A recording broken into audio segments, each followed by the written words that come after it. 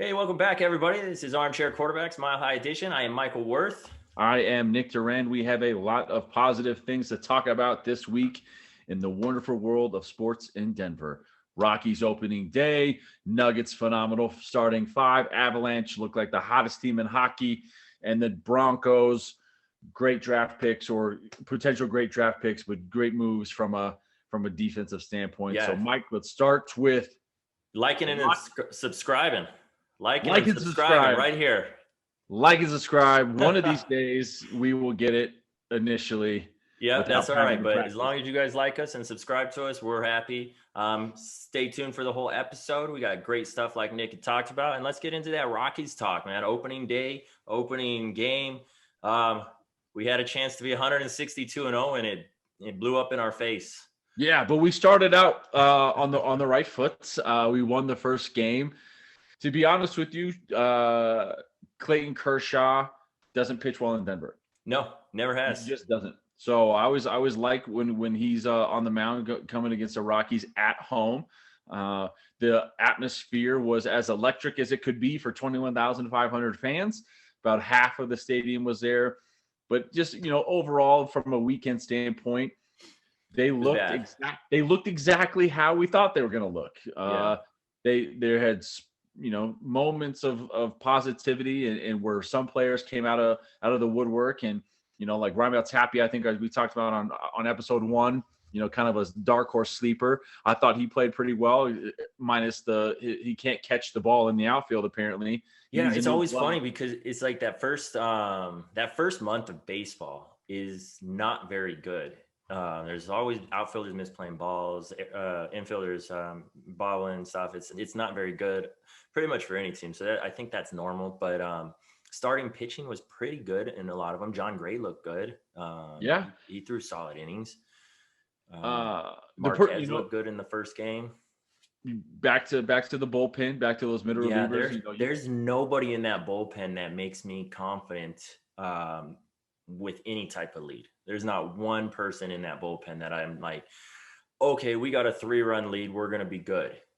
Right. No, I completely agree. When Senzatella comes in and he just looked bad. He just looked absolutely terrible. And here's the thing, though, like even with Marquez, like even though Marquez pitched okay, Right.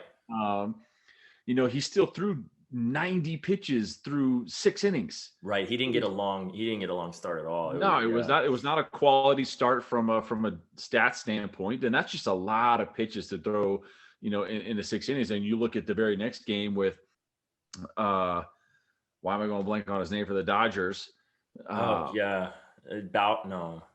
Trevor Bauer. He is lights out against us. He's the new 74 Kershaw. pitches. Yeah, he's at 74 pitches through 7 innings. And it's just like he pitched lights out in that game. But the person who I thought overall didn't do terrible, I just he had a rough first inning was Austin Gomber.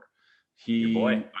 I think he was nervous. I was talking to my dad the other day, and I think the nerves got to him on his first big start from in a while, because after that first inning, he settled down, only gave up 1 hit through 7 innings to a very potent Dodgers lineup who tore us up in games 2 and 3, and so rough first inning from a walk standpoint. But that's the only reason they scored the runs is a wild pitch, walked a run in. And then it was a sacrifice from a double play standpoint. So it could have been a lot worse in that situation. But overall, the Rockies played exactly how I thought they were going to play. Yeah, I thought the thing that stood out to me was we were able to make pushes and have big innings, but our bats were not good. As far as there was a lot of 3 up, 3 down, a lot of 3 up, 3 down throughout the weekend. And then we'd have a 6-run inning or something like that. And so the score was a lot closer than what the game actually was. I think when Bauer pitched, he had like a no-hitter through 6 innings. But the end of the score ended up being a closer game towards the end because we had a big 6-run 8th inning or 7th inning or something like that. So we could definitely string together hits, but we need to be able to consistently put the bat on the ball, which we didn't do either. Yep. It's going to be it's going to be interesting. Obviously, the Dodgers, I I don't stack us up against the Dodgers. Yeah. You know that It's it's to be expected. We lost 15 of 17, 17 and 19 last year against the Dodgers, and so they just kind of have our number. They are a yeah, we better can't really team. gauge our team against the Dodgers. Nope. They're built to compete for World Series, and Yep. so And so we're going to see this week. We have the Diamondbacks starting tomorrow, 3-game series, mhm, and so that's going to be more telling. How yeah, do we play against a team like Arizona? How do we play against a team like Cincinnati? Not how do we play against a team like the Braves or the Cubs or the Dodgers or the Yankees. yeah. We just can't compete with those teams right now. We're just not at that level.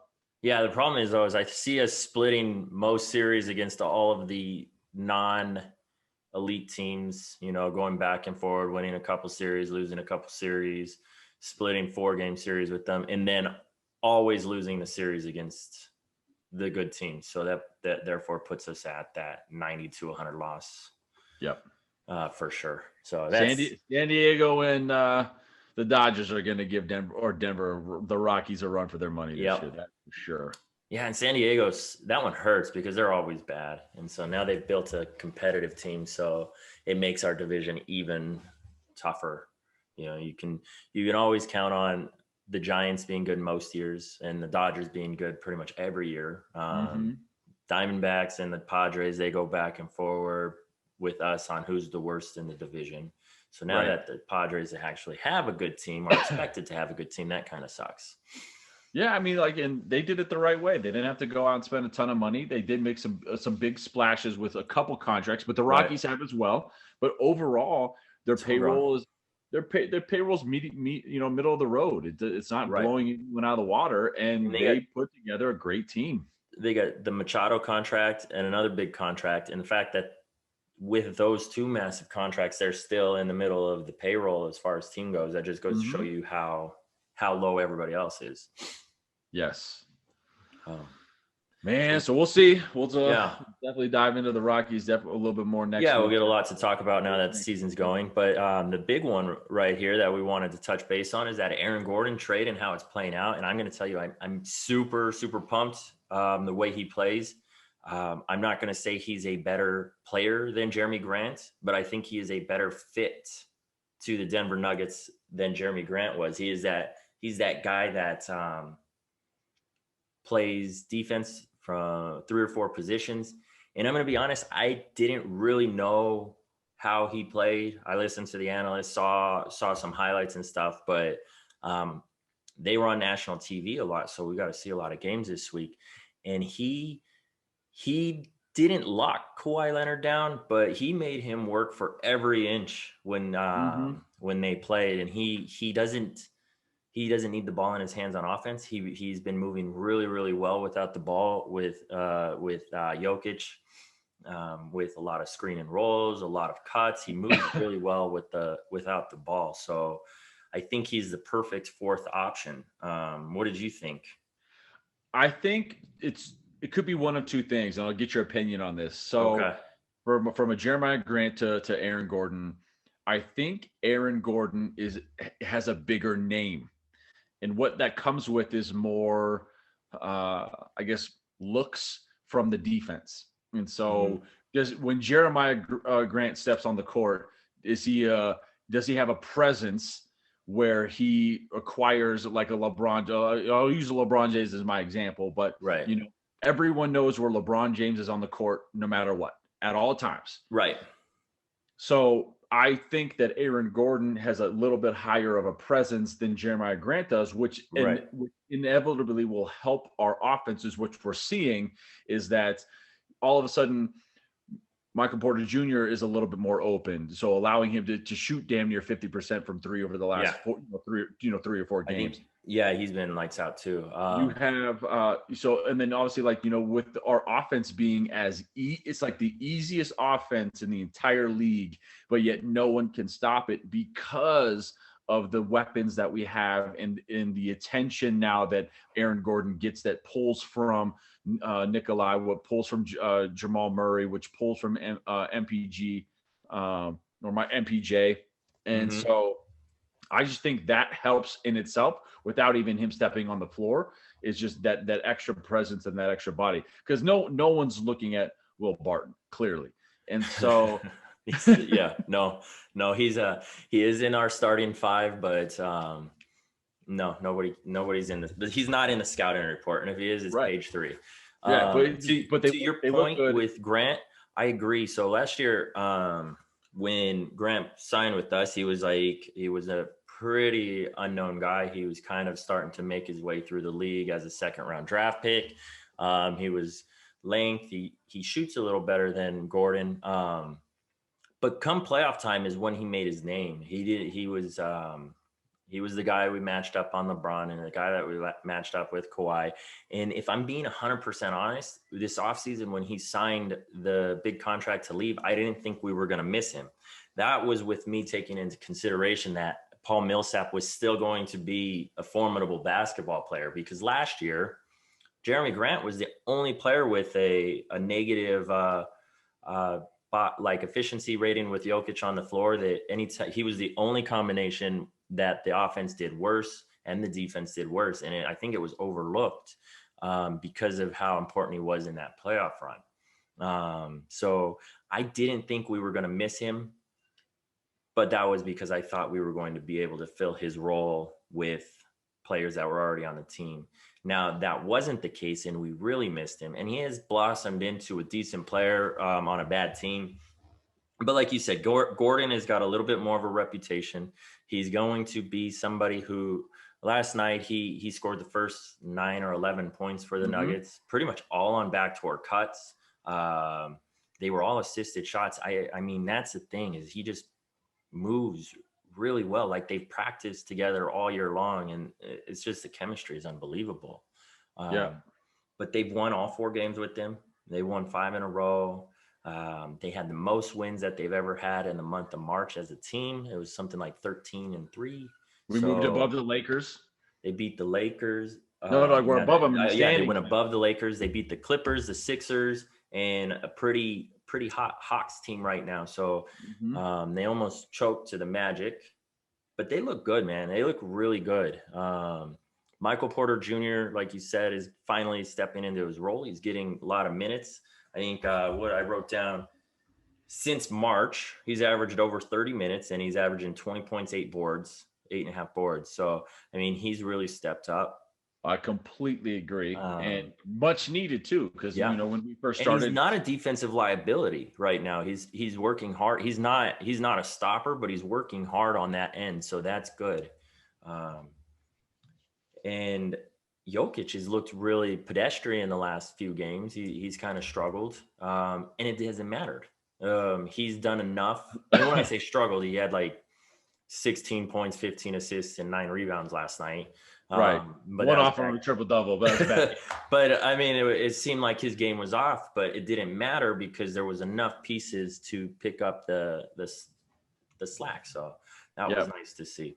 And and I agree. I think the addition and how the team is gelling it does relieve a lot of the pressure off of him, where he can look to do a little bit more from a passing standpoint, or even just basic rebounds, where he doesn't need to shoot the ball, 15, 20, 25 times a game, because he has other players currently that are on fire. And so it just makes it nice. What I hope doesn't happen, knock on wood, is that we're peaking right now. Are we able, I mean, it's only April 5th.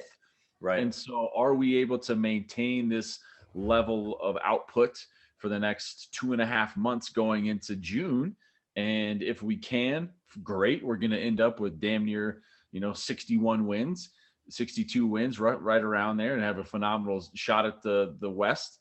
But at the end of the day, we just got to make sure that they stay as consistent as possible, because the last thing I want to happen is they look great in April and then shit the bed in June. Yeah, I think as long as injuries don't happen, and as long as some of the guys like JaMychal Green, Paul Millsap, and JaVale McGee don't cause like a negative vibe for not getting minutes, because their minutes are definitely not there right now, I think they should be able to actually gel and get better as they see and play and learn tendencies of each other with Gordon on the court. So I think he just adds so much versatility.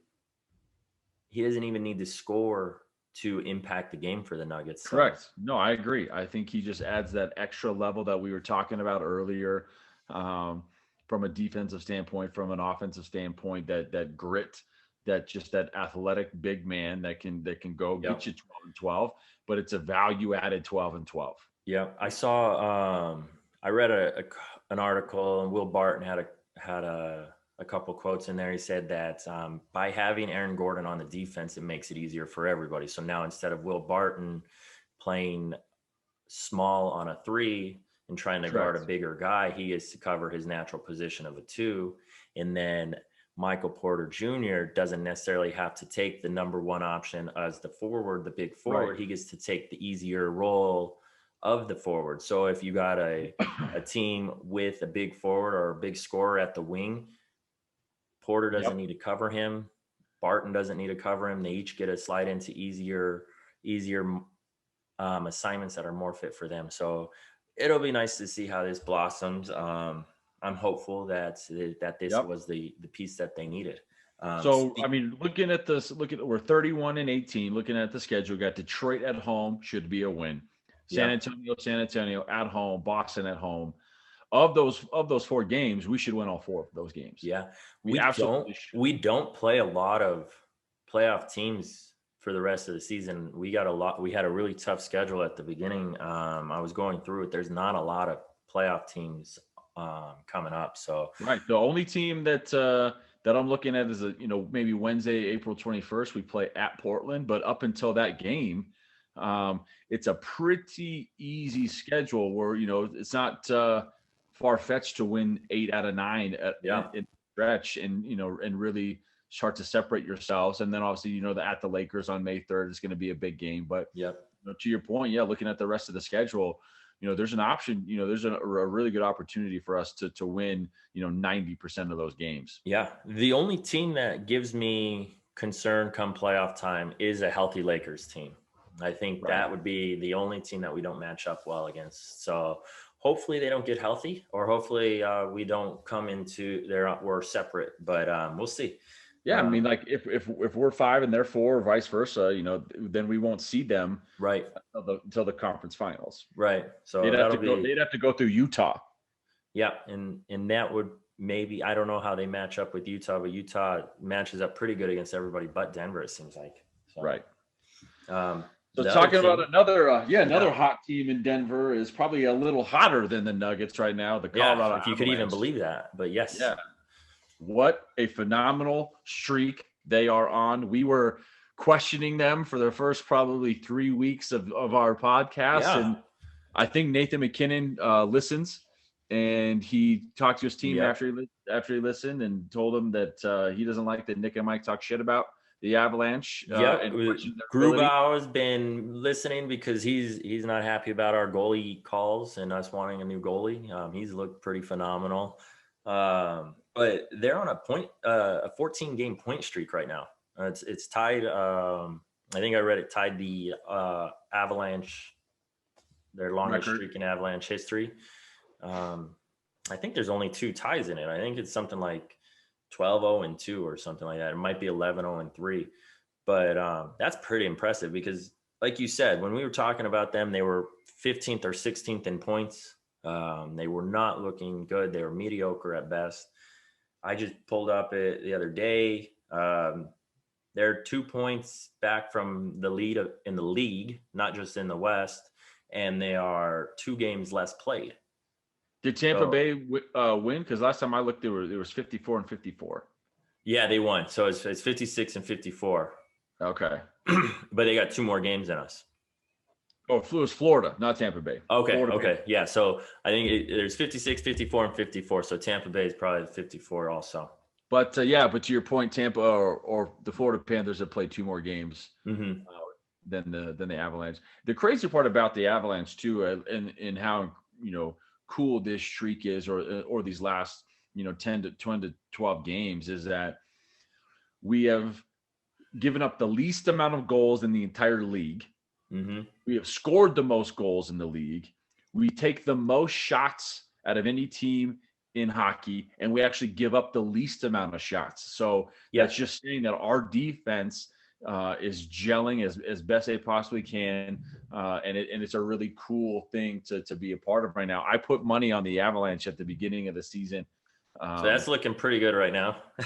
Yeah, I'm pretty happy. The FanDuel is actually trying to get me to cash out for more money than I actually put to bet, so they don't have to pay it out. But yeah, what was the odds at the beginning of the season? It probably wasn't like the most it was long shot bet. plus 750. They're a second. Okay. So yeah, I mean, to your point, we had a game where we won 9-3 last week.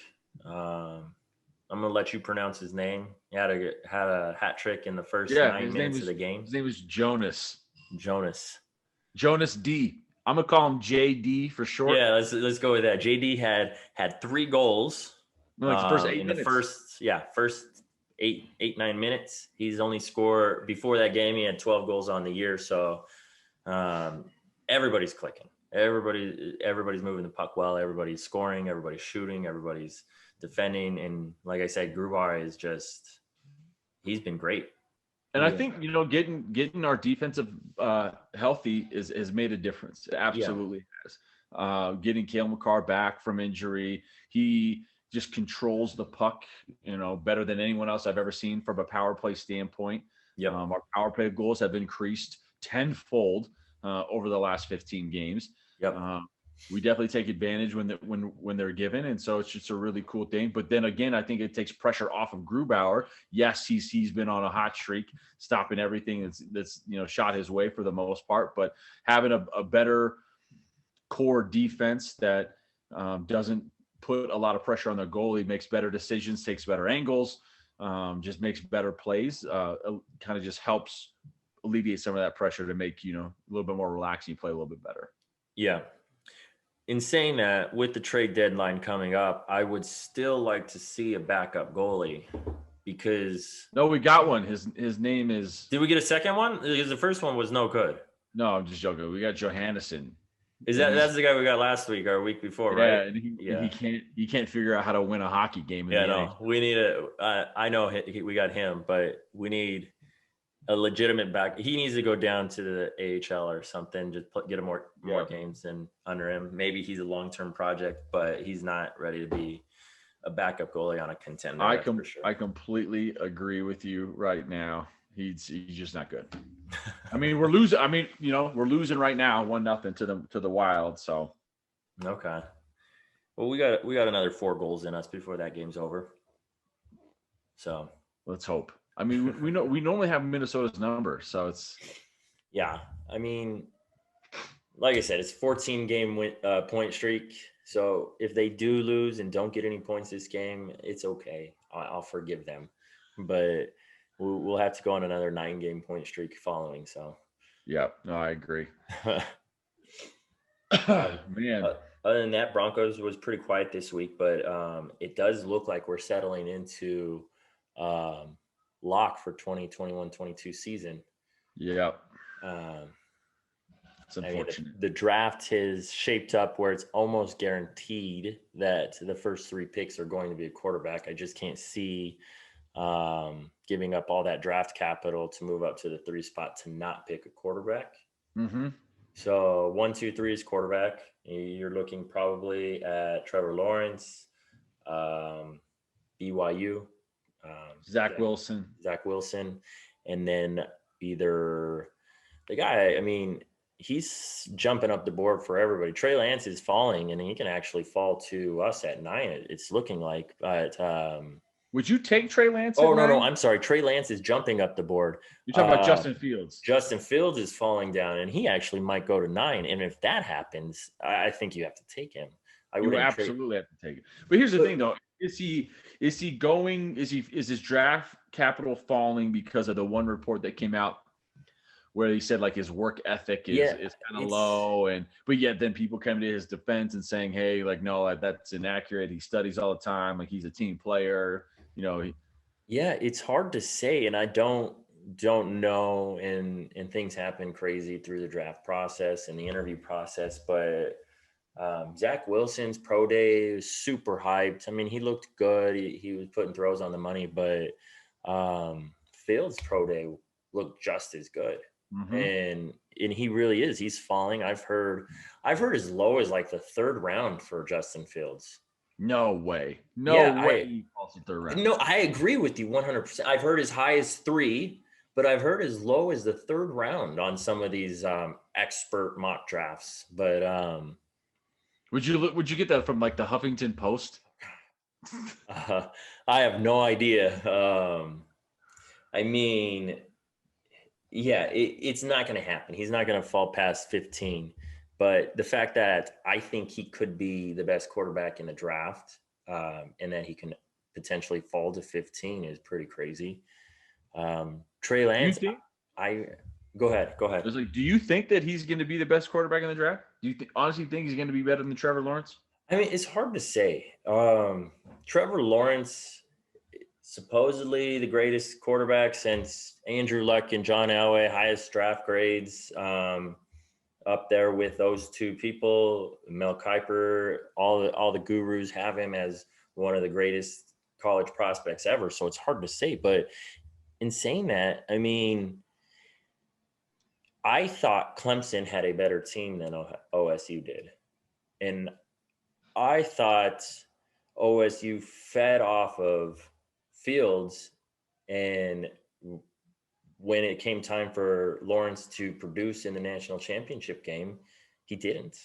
I think though there was, momentum plays a lot into sports. Yeah. And in that game when Clemson's, the heart and soul of their defense was ejected for a targeting play, similar to Ohio State in the year prior, in the Fiesta Bowl, that has an impact. The defense, they just didn't recover, puts them in a lot of bad positions, and Justin Fields and Ohio State took advantage of it, and there's just too big of a hole for Trevor Lawrence to come out. And to be honest with you, the team that beat Ohio State the year prior was a better team. Like, they just had a lot more weapons. They had 5 first rounders on defense, 4 first rounders on offense, and so it's just a little bit different setup.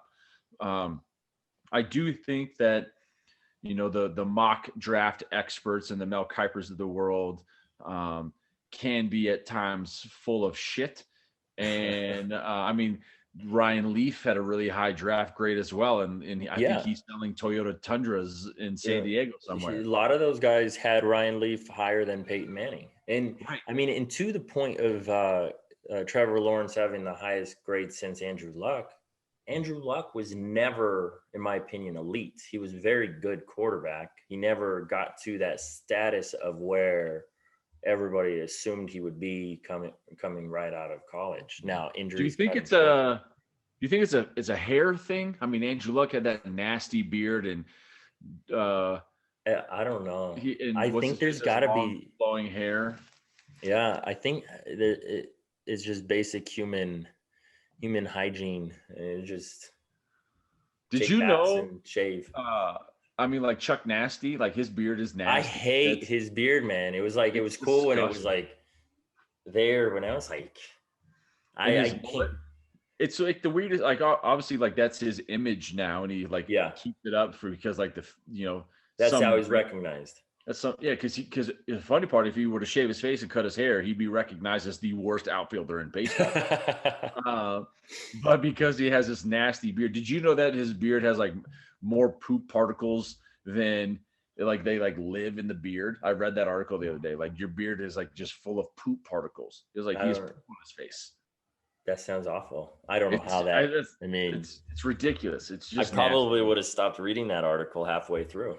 Well, I just want to be able to yell it at him. No, I'm not a big fan of. I mean, the long hair, the long beard, the dreadlock, like the Marshawn Lynch kind of made it real popular, and then all the NFL players. I don't know. To me, it seems like it'd be really hard to get a helmet to fit, but I guess it works because there's enough players that do it. And then I would be more concerned about getting it pulled. Yeah, and that's not illegal. You can't pull them down by the shoulder pads, but you can pull them down by the hair. Yeah, so I just thought that's if I had long hair, that would be what I would be concerned about. I mean, even like Clay Matthews' hair is disgusting. Yeah. So I agree with that. I think shorter is better, clean cut is better. Make you look like you're presentable inside of the actual Right. public outside of your football field. Um, but back to the Broncos, if we stick with Locke, how hot a seat is Fangio? Because I feel like everybody got a mulligan this year. If it wasn't for COVID, Locke, Schumer, and Fangio would all been gone. But I think they got a mulligan. So, do you think it's playoffs or bust, or do you think they're if they show improvement? What's your thoughts? Well, what's improvement? More than winning more than 4 games? I mean, the bar I would set would be like 10-7. I would think that 10-7 would be the benchmark for this year. That 17 game season's weird hearing a record of 10-7, but I don't know if 10-7 gets you into the playoffs next year. It's definitely not a guarantee, but I think that to me that's got to be the benchmark at the bare minimum 9-8. I don't think 500 or I don't think another under 500 season should keep his job. I think you're correct. And I also think because the Broncos have 9 home games versus 8 this season, Yeah. that adds, another, reason why you should at least win 9 games. It's, if you're the team with 9 road games, maybe make an excuse, but you're the team with 9 home games. Right. So and the city of Denver announced that all of the fans are allowed at the stadium this year. Okay. And so they'll have 76,000 fans cheering on the Broncos. And, there should be no excuse as to why you don't have home field advantage in any stadium for that matter. Let's be honest. But, for Vic Fangio, yes, like if Drew Lock comes in and performs exactly how he's performed for the last 18 games that we've had him, sometimes he looks great. Sometimes he looks absolutely terrible. But for the most part, he's bad. Mm-hmm. And he's bottom 10% of the league. And in any other industry, you have your top 10, you have your middle 80, and you have your bottom 10. Your bottom 10, you eventually work them out of your system because they're just not a good fit for your organization. Right. And so if he's going to perform exactly the same, not plus or minus, he's still going to be bottom 10. And so, yes, Vic Fangio will be on the hot seats. I think he'll make it through the season. I don't think they're going to fire him midway through. I don't. I think there's too much talent for that to happen. The thing that drives me nuts about Fangio is I truly think over his last 2 years that his poor clock management has lost 4 games directly from him managing the clock poorly, not knowing when to call a timeout or calling a timeout too soon or just playing it wrong and obviously wrong. I think there's at least 4 games that was lost directly because of clock management issues. Do you know the interesting part is that this is going to sound so elementary, but maybe he needs to do this. He needs to just play Madden and then learn how to call timeouts on Madden because it's basically the same freaking thing. Yeah, except on 4th and 22, you never punt in Madden. Just true. You never punt, but you'll learn when to call a timeout in order to get the ball back or make a crucial stop to ice a kicker, depending to save time. You're right. I think 4 games at a bare minimum. Mm-hmm. He has cost the Broncos over the last 2 seasons. Yeah, that's not even like saying 4 games because he coached the game bad and didn't make adjustments. I'm just saying 4 games because the last 2 minutes of the game was just so poorly handled on clock management, and not even from like, the running back shouldn't have ran out of bounds there. That was stupid. Like directly just involved in his timeouts or not timeouts it was so horrendous at points. The timeouts that kill me are not the ones that, we call right away, but it's the ones where we let 15 to 20 seconds run off the clock and then we call a timeout. Yeah. And it's like 15 seconds when you always want the ball in your hand you want to call the timeouts on defense and make sure that you have as much time because one play can be 10 seconds if you don't have any timeouts if you're on offense, but one play is the full 40-second clock. So the ball set, the clock runs, so 45 seconds. So if you're trying to get them to go 3 and out, you need to call that timeout right away and he doesn't do it. Or he like you said, he waits 15 seconds to decide if he's going to do it. So then therefore Yep. he blows a timeout halfway through the play clock. Instead of just, it drives me nuts, man. This is where you need someone like a Mike Shanahan to just be sitting there next to him and be like, call timeout now. Call timeout now. Yeah. So, you know, I think Gary Kubiak, you know, back after the Super Bowl, they went 9-7. I think Gary Kubiak got called into John Elway's offense and was like, "Hey, man, you didn't make the playoffs this year. We're gonna fire you." And then the whole health issue was kind of like made up. I don't think that. Now he probably does have health issues, but he was back to coaching the following year, not as a head coach, but as an offensive coordinator type. So I think the Denver Broncos would be in such a better position if Kubiak was still the coach and they didn't overreact to not making the playoffs the year they didn't have Manning. But I do truly think John Elway was like, I don't want to fire you publicly, but you're fired. Right. It's going to be interesting. I think Fangio, if we don't go north of 500 this year, which with the defense that we have and the offensive weapons that we have, there should be no question or concern as to winning 10 games. And if we don't win 10 games, I would fire him. Now, mind you, if we go 0-6 to start the season, I would fire him. Yeah, absolutely. Absolutely. Fire him and make a trade for a new quarterback if the losing is because of Locke also. Right. You know, everybody wants to blame Schumer for the offensive woes last year. There were so many times where Locke would drop back and throw the ball. I won't even say he threw it to a receiver downfield, because he would just throw it to an area whenever he threw the ball downfield. And there would be somebody underneath with nobody within 10 yards of him. So you can't argue that the play calling was bad if there's somebody wide open that the quarterback doesn't find. Correct. I don't think it's Pat Schumer's issue at all. I think he puts the offense in the right position he calls the right plays. He just has someone at the wheel. It's like giving someone a Ferrari that only knows how to drive a Prius. Yeah. He knows how to drive. He just doesn't know how to drive it properly. He's not using it to its full potential, and therefore you're going to burn the engine up and not go very far. Correct.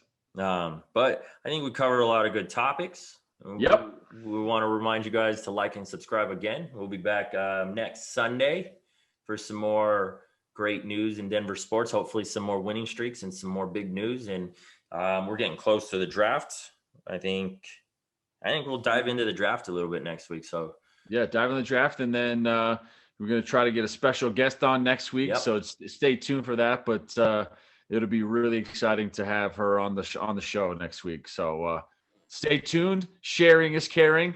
Share it and start caring. All right. Take care, everybody. See ya.